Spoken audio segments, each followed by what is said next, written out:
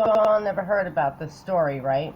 Well, I'm about to tell you, this happened in Vermont, and it happened just a couple of years ago, and it's still happening today. And this probably what they're doing to my daughter. Here's the article on it. I'm going to read it to you. Few people in Vermont remember Dr. Robert Hyde, but one of his former patients can't forget him. The doctor was involved in one of the nation's darkest chapters in medical science in the 1950s. Hyde conducted drug and psychological experiments at a Boston hospital through funding that apparently originated with the CIA. Later, he became director of research at the Vermont State Hospital. The patient, Karen Wetmore, is convinced that Hyde and other researchers subjected her and possibly other patients to experiments paid by the CIA at the Waterbury facility. In addition to her claim, new evidence, though incomplete, suggests that such tests might have been conducted at the Vermont State Hospital. Several books and numerous newspaper accounts have detailed how techniques developed through testing, including on mental health patients at hospitals and other parts of the country, are related to the interrogation methods used in Guantanamo and other locations in the War on Terror. These well-known and well-documented drug experiments began in secret after the Korean War and were sponsored by the U.S. government. New accounts and histories of the experiments have not mentioned the Vermont State Hospital, but a congressional committee concluded that dozens of institutions, some of which have never been identified, were involved in secret experiments for the CIA. A complicated, disturbing story. Wetmore, who grew up in Brandon and now lives in Rutland, where Brianna was, resided at the Vermont State Hospital for extended periods in her teens and early 20s. Hyde had a long and distinguished career as a psychiatrist and university researcher before he returned to Vermont in the late 60s. He died in Bakersfield, his birthplace, 76. Big deal. This story centers on the possible intersection of Hyde's research work and Wetmore's experiences at the state hospital. The strands of the narrative, constructed from government documents and her memory, is complicated, confusing, and sometimes disturbing.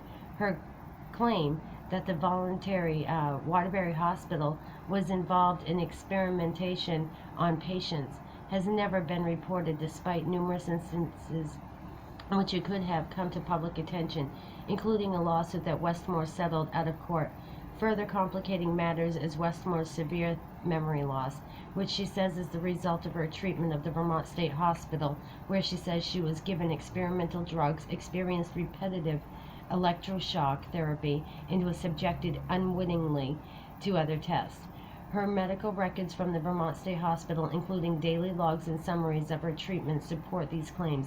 Another obstacle for Wetmore is the social stigma of mental illness. She says once a patient is committed to a mental hospital, the first thing they take away from you is your credibility. In order to figure out what really happened to her at the Vermont State Hospital and to overcome the credibility gap, Wetmore has spent more than 12 years collecting and analyzing reams of government documents, including state hospital records, declassified CIA paperwork, and histories of MK Ultra, the code name of the CIA's best-known clandestine research projects on mind control. At many points, Wetmore reached dead ends. The government denied her request for certain documents and heavily redacted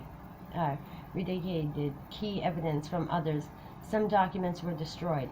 In '97, Wetmore decided to bring a lawsuit against the state. A psychiatrist and Rutland lawyer agreed to help her with the case and spent months collecting and poring over evidence. They both came to the conclusion that Wetmore was the subject of a drug experiment at the hospital. Wetmore and her advocates could not unequivocally link her case to the CIA's research activities at other institutions, though government documents from the agency, but history of the CIA's psychiatric testing. Other documents and preponderance of circumstantial evidence around Wetmore's treatments based on her medical records suggests the Vermont State Hospital may have been one of the sites for secret experimentation. The CIA destroyed much of the evidence regarding the drug and psychological tests on unwitting patients. in the 70s as the truth about it is funded and the test came to light. According to 75 Congressional Review headed by U.S. Senate Frank Church, several authors have examined government research programs in other parts of the country, but they have not fingered the Vermont State Hospital as a site for the secret experiments. Several striking conclusions have arisen from their research in Wetmore's paper trail. And then it goes on to say about what she experimented, the Army psychiatrist, the experimental conducted by Renkel. The intelligence funding was often disguised as grants that were passed through organizations or other agencies. Finally, official documents Wetmore has uncovered show that the Vermont State Police had a history of experimenting with drug treatments on its patients. At least one of these experiments, which predated Hyde's tenure at the hospital, was financed by the federal agencies identified by researchers as a conduit for money for the CIA Black Ops.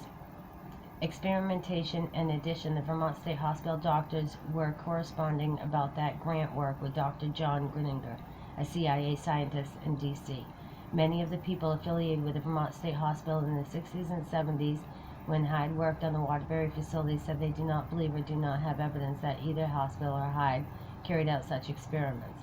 Few of the individuals interviewed for this story were willing to speak on the record. Many of the most important potential sources were now deceased.